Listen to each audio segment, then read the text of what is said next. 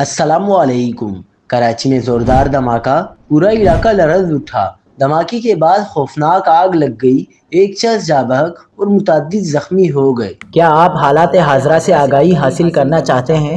خبر کے پیچھے چھپے اصل حقائق جاننا چاہتے ہیں تو ابھی سبسکرائب کیجئے دل میں پاکستان کو اور ساتھ ہی گھنٹی کے نشان پر کلک کر دیں۔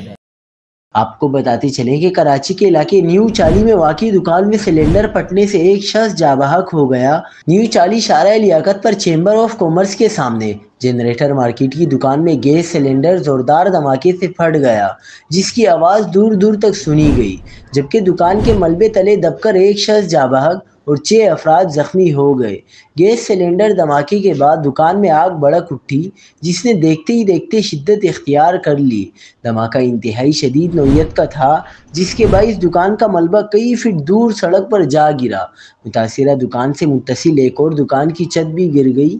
ریسکیو ٹیم کے مطابق جامعہ سندھ مدرسۃ الاسلام کے قریب جنریٹر مارکیٹ میں سلنڈر دھماکہ ہوا۔ دھماکے سے عمارت کو بھی نقصان پہنچا، علاقے میں خوف و ہراس پھیل گیا۔